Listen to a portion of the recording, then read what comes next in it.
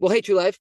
For those of you who were trying to watch online or did not get to attend service in person and went online later to watch the sermon, you realize that there was a sound issue for the first 10 minutes or so. There was a cable off. Our team didn't catch it because of we were short-staffed, and so not everybody was able to monitor the online stream, and so we didn't catch it until 10 minutes into the sermon. And instead of just putting out the rest of the sermon, I wanted to kind of just record something, so just to catch everybody up. I think it's important stuff. So forgive that this is being done in a car, but I just wanted you to understand the context of the sermon. This sermon was about self-control, the theme of self-control. This is part 3 of a 5-week series through Proverbs, and we're reading a chapter a day. And so what we're doing every Sunday is looking at a passage or scriptures or theme that we're going to be studying in the coming week. And so chapters 13 through 19 tackle what I see as the theme of self-control. The key scripture that Scott King read on Sunday is Proverbs 16:32, where it says, better a patient person than a warrior, one with self-control than one who takes a city." In other words, what Solomon is saying is that it is more powerful, and you have more strength to overcome adversity and trials when you have patience and self-control. We don't always think of, especially our culture doesn't always think of restraint as powerful. We see it as a sign of weakness, even. But strength is self-control. Wisdom is being able to exercise self-control. And so what we decided to do on Sunday was to tackle 3 areas that I saw in these chapters that we're reading this week, that where self-control is needed. There was self-control with our words. There's self-control with our anger. We are not to be impulsive with our emotions. We're going to feel angry. We're going to feel angry at things that are legitimately wrong. But how we react to that can also be wrong. So we have to exercise self-control. And then self-control with our decisions. We can't rashly and impulsively rush into things and think that our plans are the right plans. And so what I want to do is kind of just touch on self-control with our words, and then I'll cut over to Sunday's sermon, because that's the part that wasn't fully covered on Sunday. So self-control with our words, this is important for our church. That's why I want to make sure we're getting this. Proverbs 15:28 says, "The heart of the godly thinks carefully before speaking. The mouth of the wicked overflow with evil words."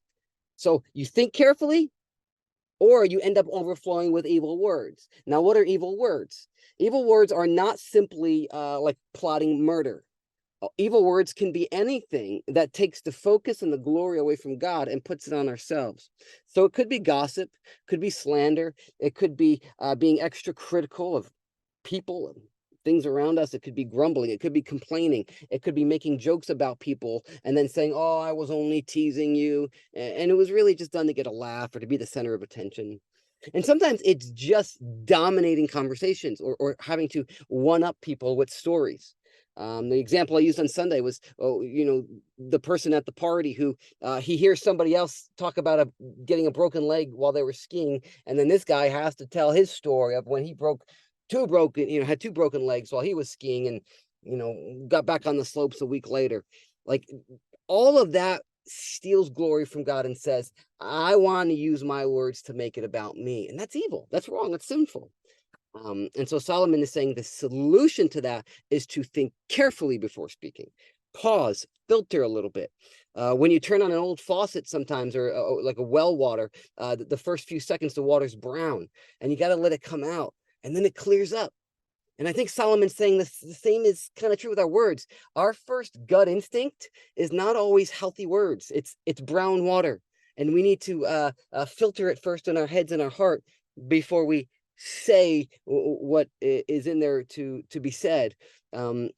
People sometimes boast, like, "Oh, I just speak my mind." And Solomon's saying, yeah, that's not really a good thing. That's not something to boast about. That's kind of foolish of you to just speak your mind. Our minds are distorted sometimes. Our minds have brown water flowing through them. Don't just speak your mind, because you won't just drink any water that comes out of a faucet, right? Now, he's going to zero in on gossip. In Proverbs 16:28, he says this: "A perverse person stirs up conflict, and a gossip separates close friends." A gossip separates close friends. Now, the word for gossip in Hebrew has the idea of one who reveals secrets. And so it doesn't mean it's false information. It can actually be true information and yet still gossip. Craig Rochelle said wisely, everything that is said must be true, but not everything that is true must be said. You don't got to say it all.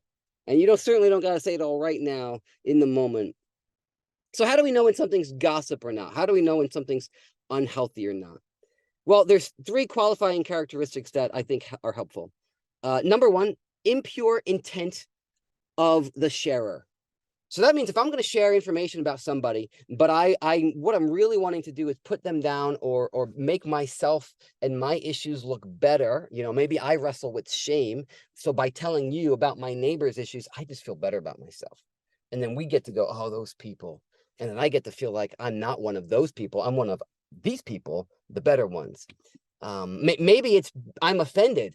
I'm going to share something with Betty because I'm about Allie because I'm upset with Allie, and I want Betty to join me in kind of seeing Allie the way I see her, which is a no good, dirty rat kind of thing. We want people to take our sides and validate us sometimes, and that's an impure motive for sharing. Second qualifying characteristic is private information shared publicly. So this could be done with pure motives, but it's still gossip. It's still wrong. We're not thinking carefully. A few years ago, I heard this example. A woman was texting her friend Becky, and Becky was sharing about how she kind of had a hard heart about something. So this friend then texted a mutual group of friends and said, we need to pray for Becky. Her heart is so hard. But then she found out that she accidentally put Becky on that group thread, and Becky wasn't happy about it. So it was gossip. Maybe her heart was pure. Maybe she was just burdened for Becky, and she was like, hey, guys, we really got to pray for our friend. But Becky was like, yo, that was between us, not between them and me, but between me and you weren't to share it with other people. And so, especially in a church setting and culture, sometimes we get burdened for each other. We're relational. We care about each other. And sometimes we are too quick to share other people's pain that maybe they don't want everybody to hear. Maybe they just told 1 or 2 people and they don't want 7 people to know.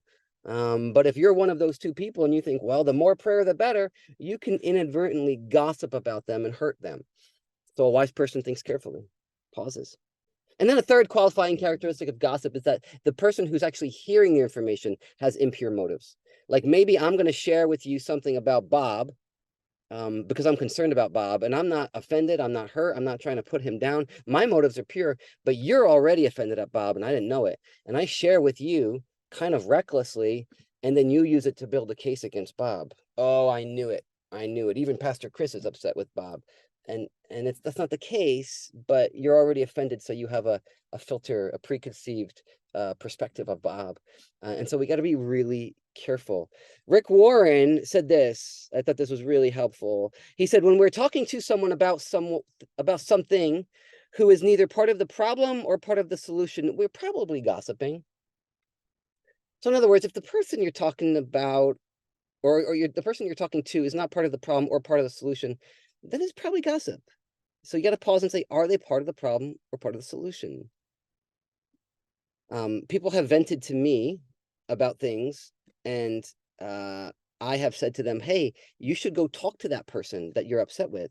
And then they've responded with, well, no, I'm just going to get over it and overlook it and move on. But the fact that they're telling me is often an indication that they can't move on. In fact, Proverbs 17 verse 9 says exactly that. Whoever would foster love covers an offense, meaning you overlook it, you move on, but whoever repeats the matter separates close friends. So you can either move on and overlook it, or you repeat the matter. But if you're going to repeat the matter, it's an indication you can't move on. You haven't overlooked it. You better go address it. And yet too often people go, no, I'm just going to overlook it. But it's like, well, you told me. If you're telling other people about it, then you haven't moved on. You've got to do something about this. So you got to deal with it. And the common kind of misconception that I see is that people think that if they're venting to a spouse, or a close family member or someone who lives in their home or a pastor or a preach that it's not gossip. And yet that's not necessarily true. If they're not part of the problem and not part of the solution, it's gossip. So I'll tell my wife stuff, something, maybe I'm frustrated with somebody. I tell my wife if she's going to help me process it, give them the benefit of the doubt, figure out how to approach them in a loving way. But I'm not going to tell her if she's already offended at that person or she's close to that person. And I want her to be able to hear a situation from them so that when they say, hey, Jeff, I don't know if Chris told you, I want her to be able to say, no, he doesn't tell me everything. I don't know all the stuff going on with people's lives. Go ahead, share with me. I want her to have that freedom sometimes. So I want to be real careful, and you should be real careful too. And this is not to say that I don't screw up. I was confronted recently about how me and someone else who were aware of someone's prayer burden, we shared it with a third party, and we shouldn't have. So that was a mistake. So now I'm going to cut to where the sermon picks up, because this is where the sound ended up working on Sunday. So you can cut to that part. I'll move on from gossip. Let's go to Proverbs 17:28. It says, even fools are thought wise if they keep silent, and discerning if they hold their tongues. He's saying, err on the side of not being that guy who keeps talking and talking and talking. You'll be thought wise just for keeping your mouth shut. If you're in a group setting and you're the guy that is quieter, people will go, oh, he must be a deep thinker. I wonder what he's thinking. You might not be that smart, but that'll be the assumption. And conversely, I think he's implying the person who talks and talks and talks, folks start to check out. And you kind of lose trust. Right? You've ever been in a group where somebody talks and talks, it shows that they lack self-awareness. They can't read a room. And then you start to go, maybe they have a lot of head knowledge, but they don't seem to have a lot of wisdom in the area of relational dynamics here. Anybody ever experienced that? No? Okay. I have. You'll experience it when you live as long as I have. Don't worry. So be prudent with our words. Err on the side of not talking that much. And then lastly, I'll sum up this section with Proverbs 18:21. Death and life are in the power of the tongue, and those who love it will eat its fruit. Death and life are in the power of the tongue. We take this for granted. But lives are changed. Souls are damaged or encouraged or built up based on what we say with our mouths. We forget this. We take it for granted. He's saying, treat your words like a power tool, like a chainsaw. Right? A chainsaw can be used for good, clearing a land to build something, or chopping firewood to keep your family warm, or a chainsaw could be used for damage, like in the Texas Chainsaw Massacre. Maybe a bad illustration, but you get the point. Your words can do damage, so be careful with them. Treat them like a chainsaw. Be very careful with how you use them.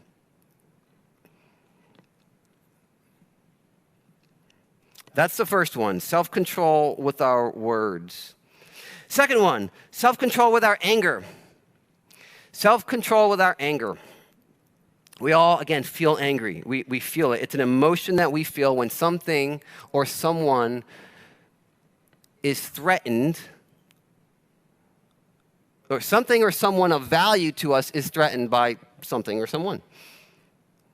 When something or someone of value to us is threatened by someone else or something else, we get angry. We get fired up. What we do with it makes all the difference. Proverbs 14:29 tells us this. Whoever is patient has great understanding, but one who is quick-tempered displays folly. So patience equals wisdom. That's what he's saying. Patience equals understanding. Quick-tempered equals foolishness. In other words, being quick-tempered isn't just wrong or immoral or sinful. Being quick-tempered is foolish. You tend to make things worse. You tend to pour gasoline onto a fire. We know this when we see politicians react to things and they impulsively shoot out a tweet or a text or something publicly, say something at a press conference, and we're like, ugh, can't believe they did that. But what they're showing themselves to be is quite insecure, right? Our world will say, don't let people get away with it. And we buy into that lie. And so we can react quickly to try to, make sure somebody doesn't get away or come back with something. But what we really show is that we're insecure. If we can't say, whoa, I don't need to react right now. I don't need to have the last word right now. I can pause on this. If we have to react, then we're showing that we're making a big deal out of small things and that we're not insecure. I mean, we're not secure. We're not secure in God's love and God's sovereignty. We don't trust that He's all-powerful and that He's going to work things out here or He's going to give us wisdom to know how to respond. If we feel like we have to shoot off our mouth so quickly and get even and respond to that text right now, it's foolishness. It's not wisdom. Proverbs 15:1 says this, a gentle answer turns away wrath, but a harsh word stirs up anger. Now, this one is where I struggle. I've always have since I was a kid. Somebody comes at me. So what he's saying is that if somebody else is angry at you, you should respond with a gentle word. Well, I have a tendency, if somebody comes at me with anger, it's like an invitation to a sporting event. Like, okay, I'm in with you. And I have to rise to the challenge. That's how I've always tended to respond. I kind of mirror your mood. So if you're hyped up, I'll be hyped up. That sounds good. Wisdom says if you want to de-escalate, you bring a gentle word. You don't match their wrathful anger with anger and heat. That's pouring gasoline on a fire. You bring a gentle word. I'll admit, sometimes I don't even want to de-escalate. I want to escalate. That's more exciting sometimes.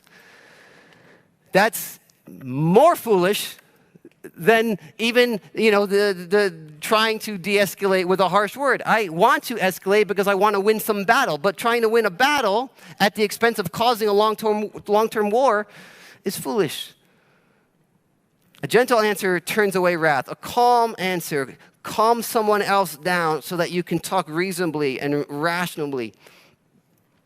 A gentle answer. So sometimes my answers aren't always like mean or fired up, but they can be short.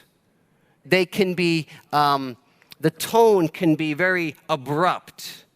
And that is still lacking gentleness, I've learned. And it can send the message that you're not valuable right now, or it can be dismissive. So a gentle answer is one that sends the message that, hey, you're valuable to me. And I'm not very good at that. God's working on it. Here's what I've learned, that this is not just a biblical principle. This is somewhat scientific. I want to kind of show you this photo, if we have it. There it is. So the amygdala is the one that, the amygdala in the brain is what kind of controls your fight or flight response. So when you feel threatened, it kind of gets triggered and it regulates your fight or flight. And that's important for things like if your kid's playing in the middle of the street and a car's coming, you want to, boom, move. You don't have to stop and think and, rationalize and reason. No, you just move. That's fight or flight. So there's a purpose for that. But when that's when that's happening, then your higher cortex, your prefrontal cortex, they're kind of disabled and you're not really thinking out of that. You're reacting out of your amygdala.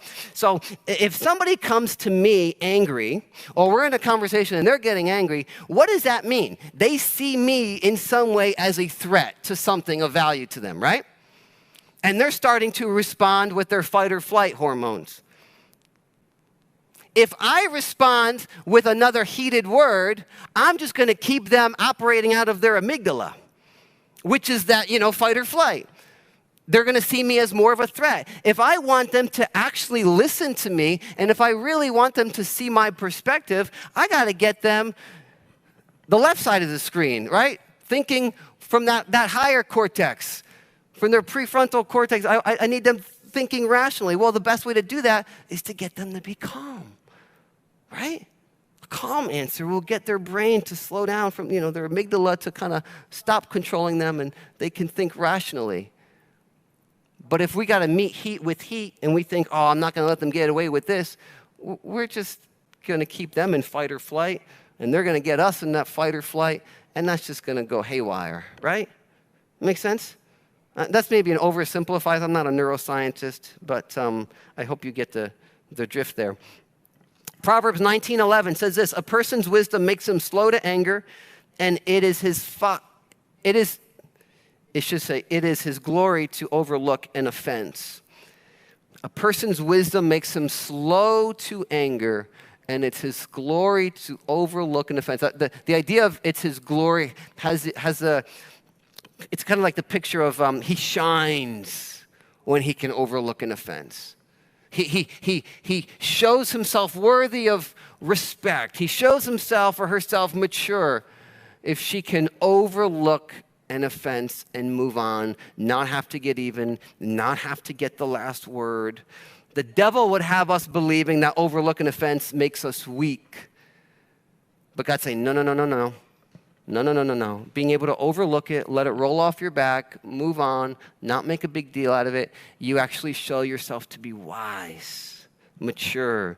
You shine like your Father in heaven, who pours out his grace and forgiveness on his people. So self-control with our anger. And now the last section, the shortest section, is self-control with decisions. Self-control with decisions. I only got one scripture here, but you're going to see it as you do your reading this week. We make decisions all the time, right? Some seem really big: who we're going to marry, where we're going to go to college, are we going to buy a house or rent a house, or are we going to send our kids to public school or private school, or are we going to homeschool them? Those can kind of feel big. And then there's smaller decisions that are also somewhat consequential. How am I going to respond to this email from this coworker when they're heated and I don't know how to respond back? That takes some thought. That can have long-term ramifications. Spending money. Should I buy this? Should I save for this? Should I give here? They can have consequences. And so Proverbs 15:22 says this: plans go wrong for lack of advice. Many advisors bring success. Plans go wrong for lack of seeking counsel. This is King Solomon talking. Right? I mean, he was called the wisest man to ever live. And so King Solomon was saying, I can't just make decisions. I need advisors. I need people speaking into my life, my decisions, my plans. I need help. I can't just rush in and assume that what I think is best is best. So my question for you is, do you get advice? Do you get advice about how to manage your money or how to handle a marriage conflict? Do you get advice about parenting? Do you get advice about how to live as a single person? Do you get advice about the big decisions and the small decisions? Or are you someone who seeks counsel?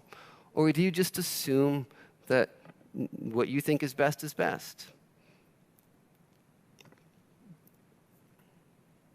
This is an area where I think I'm stronger than the others.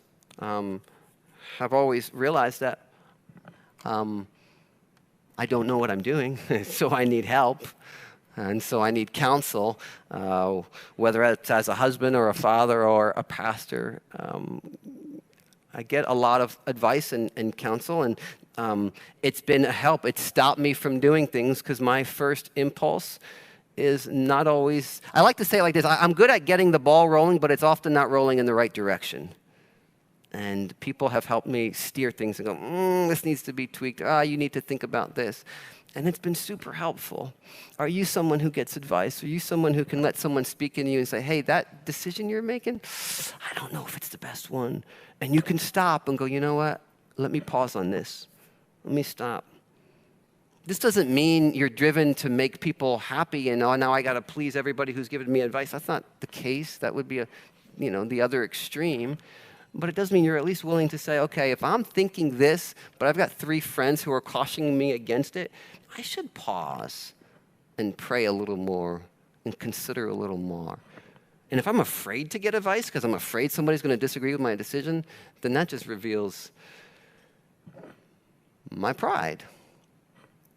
So those are the 3 areas that you're going to read about this week where we need to exercise self-control.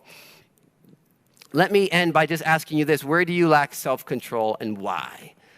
So which of those 3 areas do you think you're the weakest in? I said for me, it was the anger. How about you? Anybody here would say it's the words for me? Anybody? Okay, words, a few people. How about anger? More for anger than words? All 3. How about decisions? Anybody impulsive with your decision making? Okay. Next question is why? And not going to have you yell out your issues, but you can confess it to a friend afterwards if you want. There's always a reason why. There's always something going on. So there's roots, right? There's roots that lead to behavior. And so those roots might have to do with people pleasing or needing to be important. So for example, you might talk a lot. You might be just the person who needs to talk and outdo other people's stories because you need to be the center of attention because you feel very insecure. Maybe you're somebody who reacts quickly out of your anger because you have a control issue. And reacting in your anger is a way of exercising control over a situation or another person. Maybe it's shame that causes you to gossip. You don't feel good about your life, but talking about other people makes you feel better. Makes you feel, I'm not as bad as them. Maybe it's a lack of contentment that causes you to make impulsive decisions. You change jobs quickly or you buy things quickly because you're not content with your life. You're always on a search for some other high. There's something going on. And that's the next step, is saying, God, reveal to me why. Why do I lack self-control in this area? Why do I do that? What am I after here? For me, with the anger thing, it tends to be a justice idol, right? Fair is fair, and I got to make sure that somebody knows that they're wrong right now. But it's not up to me to exercise justice. That's in God's hands. And if God is God, then he can move in their heart in his time. And so really, whatever the root issue is, they all connect down to a deeper root issue, which is what we talked about in week 1. A lack of awe of God. Remember week 1? Where it said the fear of the Lord is the beginning of knowledge, but fools despise wisdom and instruction. So the ultimate root of a lack of self-control is not having that fear of God. God's not big in our hearts. We're not in awe of him. He's not huge in our minds. That's the beginning of wisdom. So if self-control is wise and we lack it, then at some level, God's no longer big. And if God's not big, then I'm too big in my own eyes. And if I'm too big in my own eyes, then what I have to say is too important. This issue that I'm angry about is too important. This decision that I am acting on impulsively, I need to go get it. I need to go have it. I need to go make this change now. It's too important. I can't wait. I can't be patient. But when God is big, when we have an awesome view of God, when he is the holy, magnificent God of the universe who's rescued us through Jesus on the cross, transferred us from the kingdom of darkness into light, washed away our sins, then we can go, wow, you know what? I can trust you with this other person who's angry at me or who I'm angry at. I can trust you to handle that, to give me wisdom to know how to respond in your time. I don't have to react impulsively. God, I want what comes out of my mouth to be pleasing to you. I don't need to use it to get attention for myself. This decision, I don't know what to do. I want this, Lord, but I'm going to wait. I can be patient. I can trust you. I can be content in the moment. Fear of God gives us the ability to exercise self-control.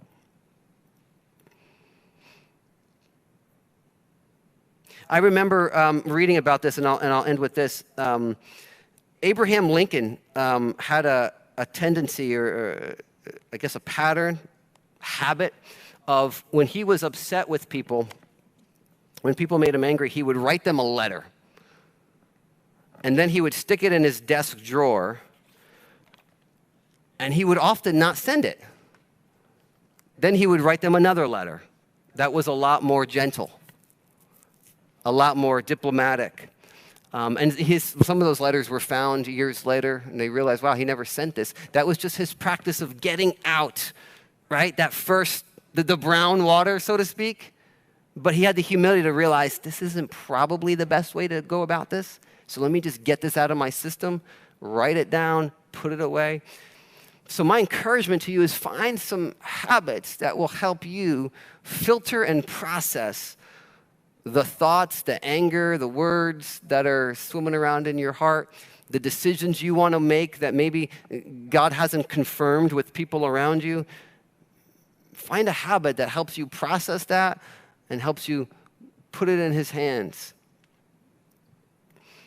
Let's stand. We're going to sing a couple songs as we close our service. Singing, I know I sound like a broken record, but singing just has the power, the ability to take what we say we believe in our heads and put it in our heart. And so I asked that when we sing at the end of a sermon, I asked that you would see that as kind of an extension of a sermon, right? It's our chance to respond to God and allow him to sift our hearts and our souls. And on this last point, the fear of the Lord is the beginning of knowledge. Right? Singing has a way of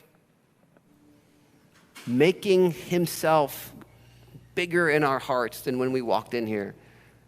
So that when we walk out of here, everything else, we can see it in its proper perspective. So as we sing, Lord, may you fill our hearts with a bigger view of yourself. May you remind us of what you've done, what you've accomplished through Christ, so that we don't feel the need to go act quickly on anything, so that we can do what Scott talked about earlier, be still and know that you are God. We can be still because you're God. And we know and are reminded that you're God by being still and slowing down. And so do that in our hearts, Lord, as we end our time together.